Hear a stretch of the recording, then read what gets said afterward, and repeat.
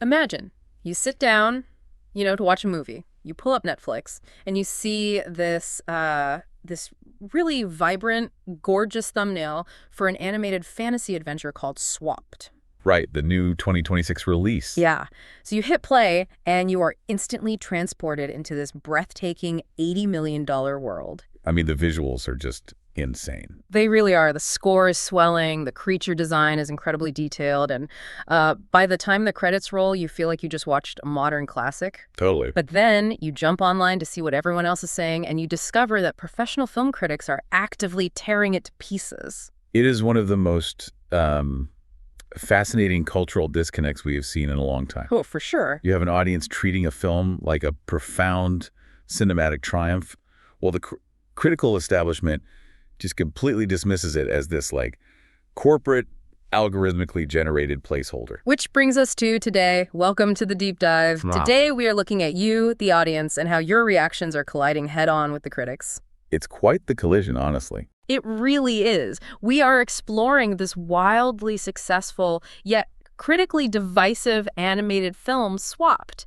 Because, honestly, how does a brightly colored movie about a body-swapping bird and a woodland critter break Netflix animation viewing records? With, 15.5 million views? Exactly. 15.5 million views in its opening weekend alone. So, we have cast a really wide net for this. We have been cross-referencing critical teardowns from Silver Screen Riot and Screen Rant with the raw streaming metrics over at the numbers. And we also dug into some incredibly candid behind-the-scenes interviews. Right. We looked at stuff from Collider, Cartoon Brew, and What's on Netflix, featuring the director, Nathan Greno, and the star, Juno Temple. And maybe most importantly, we are pulling in highly engaged fan discussions straight from Reddit. Because we really need to figure out what the audience is seeing that the critics might be, completely blind to. Yeah, and it reveals this surprisingly profound 6-year journey of how this movie was actually made. Okay, let's unpack this. Well, to understand the intensity of this divided reaction, we first need to establish the ground rules of the film itself, right? Set the stage for us. At its core, Swap takes place in a magical, sprawling environment known simply as the Valley. Right. And it is this lush ecosystem that used to be fully unified, but it has somehow fractured over time, leaving different species completely isolated from one another. So the story anchors on two specific creatures who are essentially forced into a collision course. First, you have Ollie.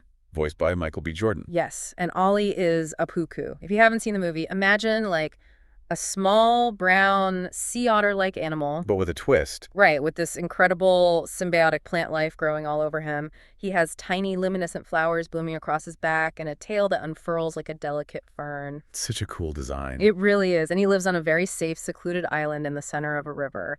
But then across the valley, you have Ivy. Right, voiced by Juno Temple. Yes. And Ivy is a javan.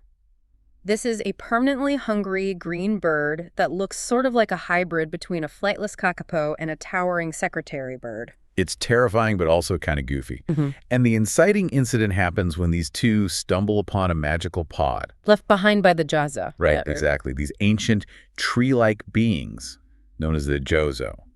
So the pod activates, and Ollie and Ivy accidentally swap bodies. Oh, wow. Yeah, suddenly this sheltered otter creature is trapped in the body of a starving, gangly bird, and vice versa. And to reverse the spell, they have to navigate a hostile valley full of terrifying apex predators. The rock bears. Yeah, which literally have stone-like carapaces. Yeah. And those massive subterranean root snakes. So on paper, it sounds like a very straightforward, fun family adventure. It does. And the audience response reflects that perfectly. If you look at Rotten Tomatoes, the popcorn meter, which tracks everyday viewers, is sitting at a massive 88%. That is huge. But then you look at the professional reviews.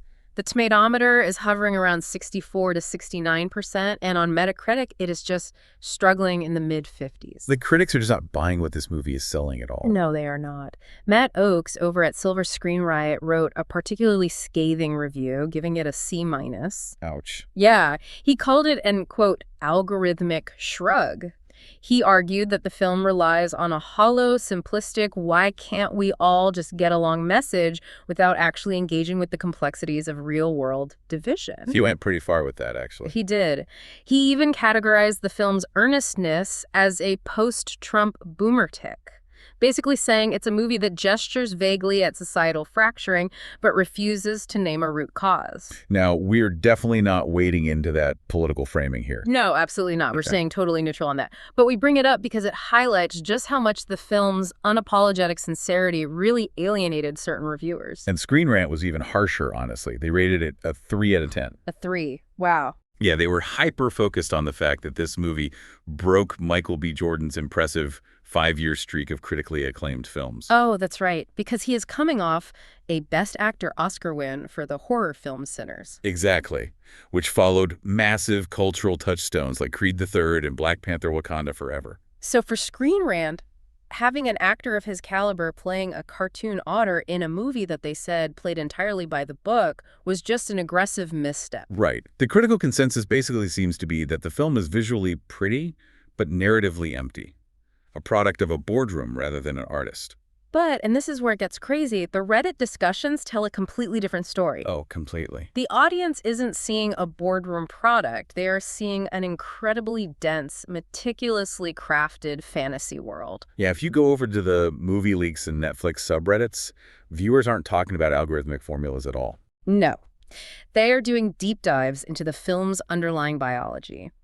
One of the biggest threads praises the film for basing the Jizzo magic system on actual, real-world mycorrhizal fungal networks. Which is such a brilliant detail that almost every major critic completely glossed over in their reviews. It completely changes how you view the whole movie, because for anyone unfamiliar, in real forests, plants use underground fungal threads to pass nutrients, water, and even chemical warning signals to each other. It is literally a woodland internet. Yes, and the animators of Swapped took that real-world science and visualized it. When the Dizzopods activate, you can see these glowing subterranean networks lighting up beneath the soil, connecting the flora to the fauna. It's not just generic sparkly movie magic. I mean, it is exaggerated biology. Add to that the massive, sweeping orchestral score by Siddhartha Khosla, which fans are comparing to Hans Zimmer's best work. And it just makes me wonder, is this just a reverse Pixar tax? A reverse Pixar tax? I like that. Think about it. If you took this exact same movie, the same breathtaking lighting engine, the same score, the same script, and you slapped a hopping lamp logo at the beginning. Oh, I see where you're going. Right. Would these exact same critics hail it as a profound masterpiece of environmental storytelling? It feels like they saw the Netflix end and immediately prejudged it as disposable content. What's fascinating here is how critics often struggle with straightforward sincerity when it doesn't come with the correct studio branding. That makes a lot of sense. Critics consume hundreds of movies a year, so they naturally develop an appetite for subversion, dark complexity, and irony. But Swapped isn't trying to be cynical at all. Exactly. As the audience noted, the film succeeds wildly in its primary goal, which is creating an immersive, original environment. The fact that viewers are debating the biological accuracy of flora-fauna hybrids proves the world-building functioned perfectly. And it is deeply ironic that critics are calling the film algorithmic, especially when you look at the actual production history.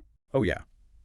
The creation of Swapped was a messy, painful 6-year creative struggle that almost fell apart multiple times. This project began way back in 2018 under a completely different title, right? Powerless. Yes. And the original premise had absolutely nothing to do with woodland creatures. Really? Nothing at all. Nothing.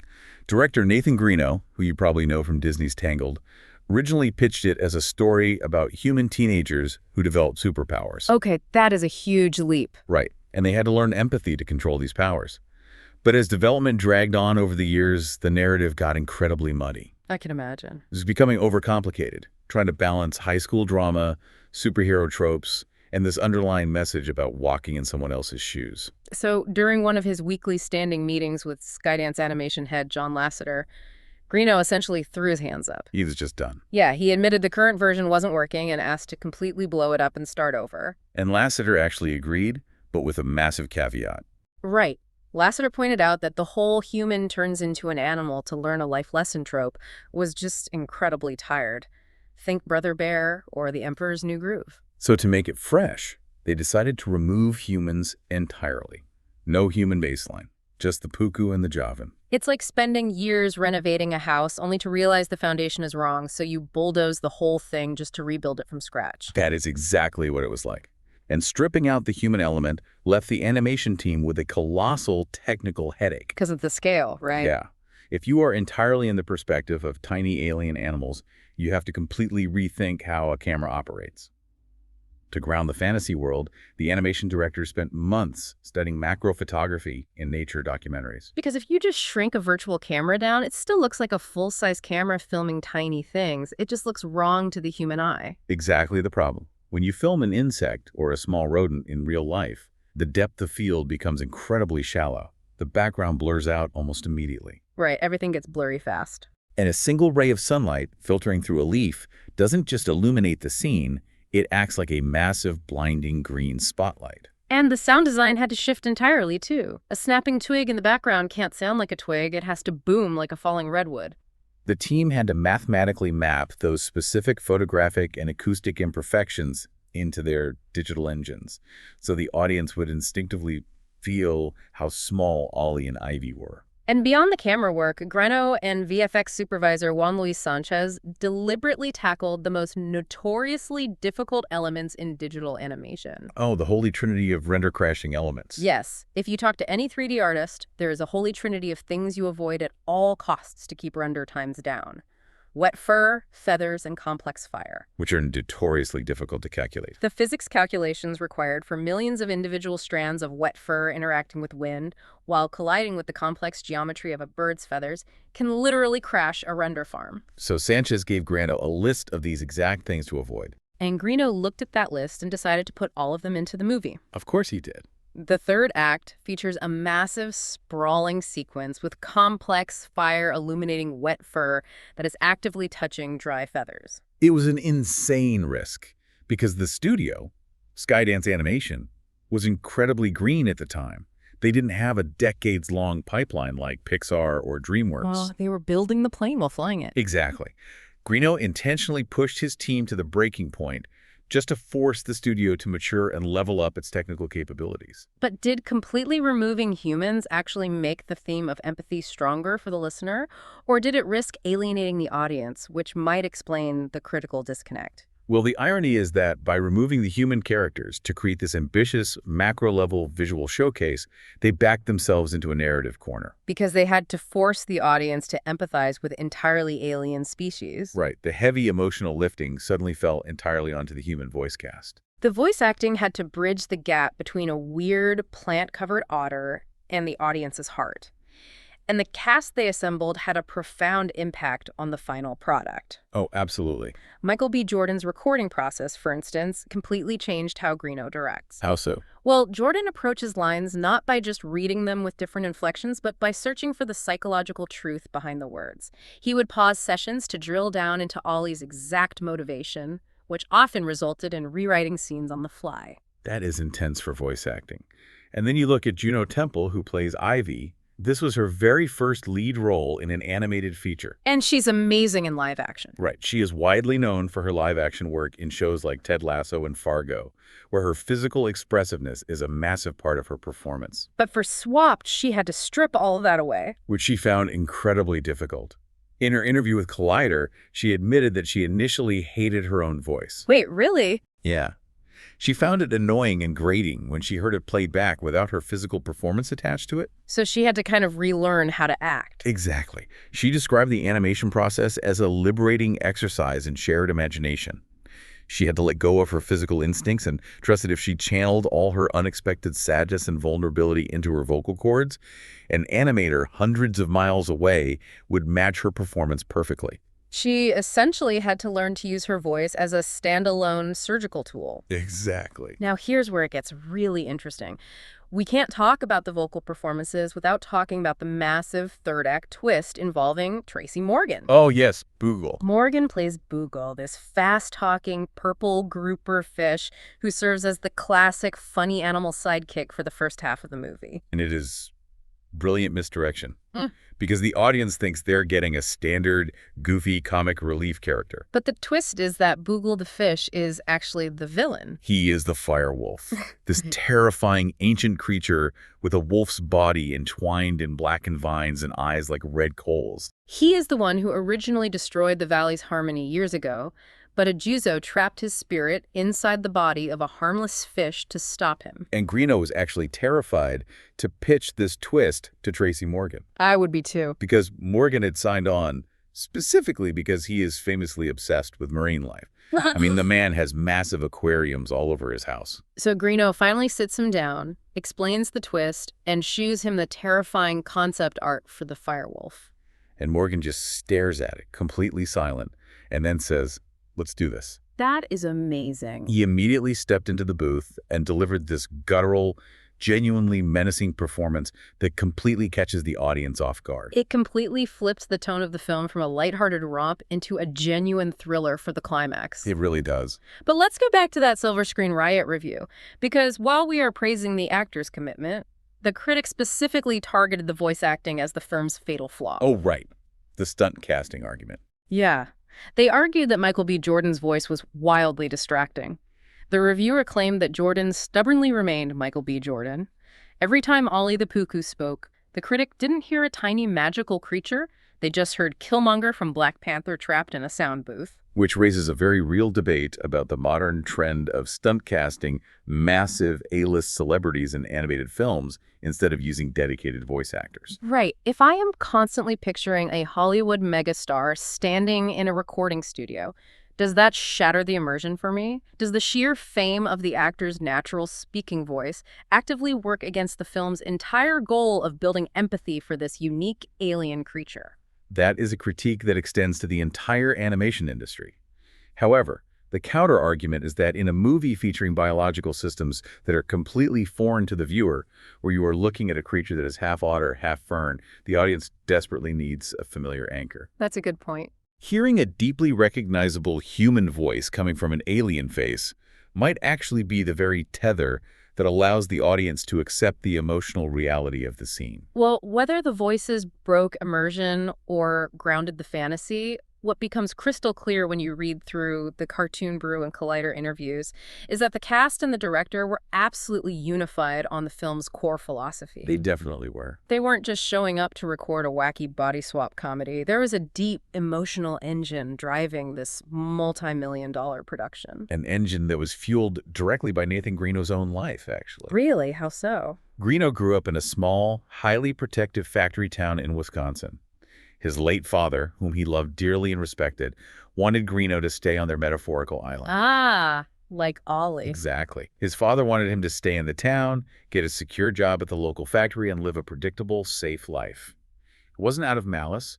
It was out of a deep desire to protect his son from a chaotic world. But Greeno knew that if he stayed in that bubble of safety, he would never grow. He had to leave home to realize that he didn't have, as he put it, the full picture of what life could be.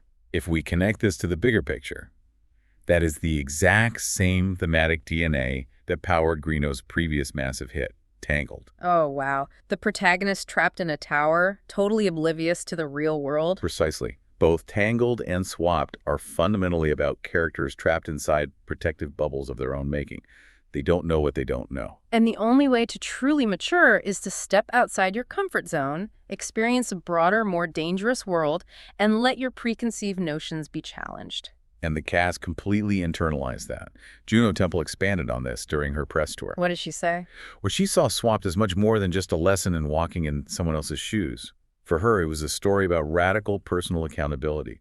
And crucially, she viewed it as a vital metaphor for environmentalism. The underlying message that a fractured ecosystem cannot survive. Exactly. The Puku absolutely rely on the Javans, even if they seem like enemies. The flora cannot exist without the fauna. And the mycorrhizal networks we talked about earlier physically demonstrate that everything is interconnected. If one part of the valley fails, the whole system collapses. So true. I want you, listening right now, to think about that in the context of your own daily life.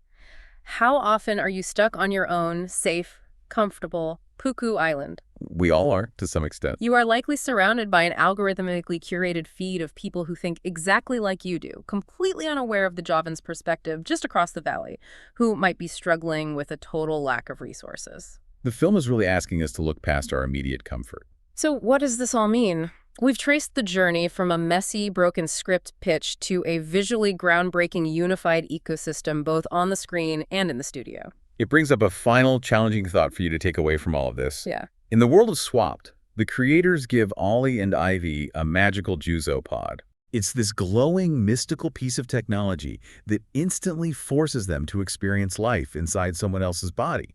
It is a literal cheat code for perfect empathy. They don't have to try to understand each other. The magic just does it for them. Exactly. But out here in the real world, we do not have glowing desopods to do the heavy lifting for us. We cannot magically swap places with our ideological opponents. We really can't. If we're constantly waiting for a magical moment of perfect understanding, or if we are demanding that others perfectly comprehend our exact lived experience before we engage with them, are we actually just avoiding the incredibly hard, unglamorous, and often frustrating work of simply sitting down and listening to someone we fundamentally disagree with? That is a heavy question. Furthermore, the film gives its characters a very clear, monstrous villain to unite against. Once the firewolf reveals his true form, all the animals of the valley can easily put aside their petty differences to fight a common, terrifying enemy. Right, because it's a giant monster. But in our own fractured, divided society, it raises another vital question. Do we rely way too much on trying to find a firewolf to blame? Oh, wow. Are we constantly scanning the horizon for a singular villain, a scapegoat to unite against, rather than doing the difficult pod-free work of bridging the gap ourselves? We started this deep dive talking about the cultural disconnect between film critics and everyday audiences. It is so easy to crave a simple consensus. We just want a number on a website to tell us if a piece of art is objectively good or bad. It's human nature. But maybe the real triumph of Swapped is that it proves the most valuable art isn't the kind that easily secures a unanimous 5-star rating. Maybe the most vital art is the kind that sparks debate, pushes technical boundaries to the breaking point, and forces us to look across our own personal valleys to figure out the messy, complicated truth for ourselves. Absolutely. Thank you so much for joining us on this deep dive. Keep questioning the consensus, keep looking at the bigger picture, and keep exploring the fascinating world around you.